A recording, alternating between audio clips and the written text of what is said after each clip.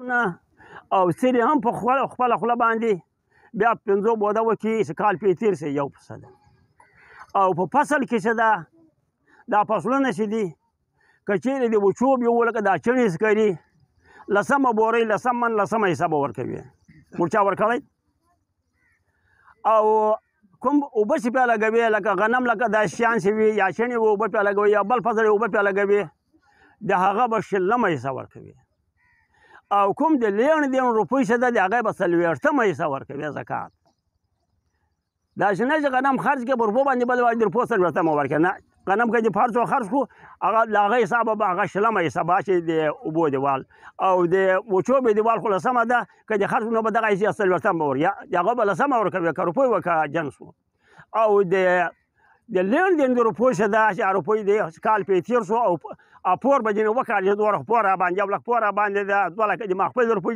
دا 1 لک زکات به وباسي دا فرض دی د حلال طرفه څخه نو نبی مبارک وویل دا مجلس ته چې زکات باسئ د مالو خپلو الا من لا زکات لا صلات له که چا لمونځ نه کوي د هغه که چا زکات نه وي د هغه لمونځ نه ده کامل لمونځ یې هم کمزوری دی ثواب یې نشته خو له فرضه به خلاص شي ولا دین له او نه کامل جنس ته ده لره ولا صوم له او نه کامیابه روزه دې ده له فرضه به خلاص شي خو ثوابونه یې نشته ولا حج له او نه کامل حج ته د حج ثواب هم نه ورکېږي خو له فرضه به خلاص شي ولا جهاد له او د جهاد کامل ثواب هم نشته چې چا زکات نه ایست اللهم قد بلغت بیا یې ویلی الله پاک ما د تا پیغام دا هم ورساوو ایها الناس ان الله قد فرض الحج ای خلکو الله تعالی په تاسو باندې حج فرض کړی دی لمن استطاع الیه سبیلا هغه چا لره چې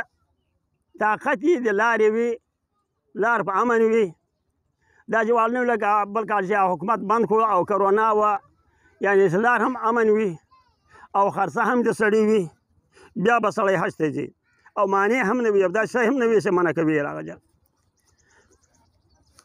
ومن لم يفعل او که چا باندې حج فرض شو باچا هم نه و ملي کړی بلکې ویزه پاسپورټ هر څه یې برابرېدو او دی حج ته نه ولاړ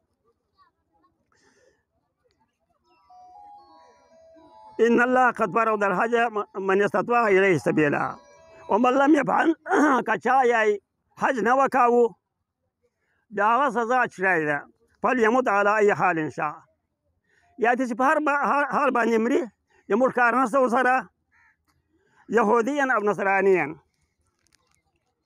انګریز مري او که عیسایي مري مړ دي شي چې حج پرې فرض او د حج نه وکاو موږ خو دا یایو اوس خو د ډېر ګران شو حج او مخکې د موږ په وخت کې لا شو د غوړ لاس ورسېدو هر سړی زړه پې کېدو اوس خو ډېر اوس عمره تر هغه ګرانه شوه نو که چا باندې حج مخکې پر شوی او اوس مسکین هم هغه فرض نه جنلوي پیسې به قرض اخلي بیا به سړی ځي ځان به رسوي او فرض به له غاړې اړوي بیا دا پور پرې کوي نو که د چا خوښه وه او حج یې نه وکاو یا ته خپله خوښه یهودي مړ کېدو که نصراني مړ کېدو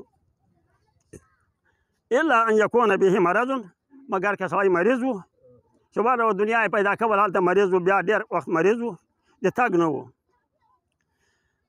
دا چې مرض و چې دا یې بند کړی و او منع سلطان جائر یا ظالم باچا منع کړی و چې ته به نه ځې الا لا نصیب له من شفاعتي خبردار دو خلکو لره د ماله شفاعت حصه نشته چې حج په چا باندې فرض او نه وکاوه یوم البوار په ورځ د قیامت باندې د ما د شفاعت هیله نه لري ولا يرد حوزي او د ما حوض ته به نه راځي نبي مبارک په جنت کې حوض ده ملایانو صاحبانو ته معلوم ده نو دوغره لوښي یې پرې پراته دي کیزان وو که نجوم السما دا لوښي دوغره پرې پراته دي لکه د ستوري د اسمان اوبه یې تر سپینې دي تر عسل و شیرینې دي هغه هم او چې څوک یې وچښي بیا نه ترېږي نو د نبي مبارک په حوض باندې به هغه د ما حوض ته دې هم نه راځي چې حج پرې فرض و او نه یې وکاوه موږ وایو نو هغه په دغه باندې یو ټکسر ادا کېږي د حج پیسو باندې نو ولې کړم نو حج دوغره ضروري ده ولا يرد حج وقد بلغت ايها الناس بیا یې ورسي یا خلکو ما تاسو ته د خدای پیغام ورساوه إن الله جامعكم يوم القيامة في صعيد واحد في مقام عظيم. الله تعالی به تاسې جمع کړي په یوه خاوره کې او په هواره ځمکه کې او په لوی ځای کې. وهو شدید او هغه ورځ به ډېره سخته وي. لا ینفع مال ولا بنون، چې هلته به بیا نه مال پښه درځي نه به اولاد پښه درځي. دا موږ دغه یې جیم هم ډک وي او پیسه هم پروته وي، لا پهاړت پروته وي، لا بل یې پروته وي او ډېرې مې دنیا کې خو نه وي سپر دی. ډېرو خلکو چې پیسې شته، لږ خلک غریبان وو او خپل غلای پره کوله. ډېر خلک اکثره اوباده دي. نو مقصد دا شی ده حج ته دی، حج د سړی کې سړی باندې فرض شي. في مقام عجوه شديد يوم لا ينفع مال ولا بنون الا من اتى الله بقلب سليم. مگر هغه څوک چې خدای ته راغی په داسې زړه سره چې هغه له دغو پورو د خدای څخه په امن و. اللهم قد بلغت بیا ویلې خدای پاک ما د تا پیغام ورساو. دا خلک مسجد نبوي ته رابللي وو، دا خلکو دا خبرې ور اورېدلې چې خلکو ته یې واروي او چې هغه څوک حاضر نه دي هغو ته دا زما خبرې ورسوي. اوس دا موږ هولې حاضر نه وو، دا اوس د هغه خبرې تاسو ته رسوو او تاسو به دا نه یاست دا خبرې نه وای را رسولې. دا خبرې نه ورسېږي هم په دې باندې الله تعالی په ورځ د محشر نیسي چې تا ولې زده کولې نه، ولې دا قرآن نه و راغلی، عالمان نه وو، هغه وارثان د انبیاو نه وو، له هغو به دې پوښتنه کړې وه. یا ایها الناس احفظوا السنتکم. خلکو له ژبو سره پام کوئ، ژبه چپه مه چلوئ. وابکوا عینکم او هر وخت په سترګو کې اوښکې ګرځوئ. وامروا مساجدکم او مسجدونه آبادوئ، خپل مسجد آباده کوئ، جمع پې کوئ، لمونځونه پې کوئ. واخلصوا ایمانکم او ایمان خالص د خدای لپاره جوړ کړئ. وانصحوا اخوانکم او خیرخواهي د مسلمانو ورونو کوئ. موږ خو د چا غیبت کوو، د چا شکایت کوو، د چا څه کوو، چا څه کوو.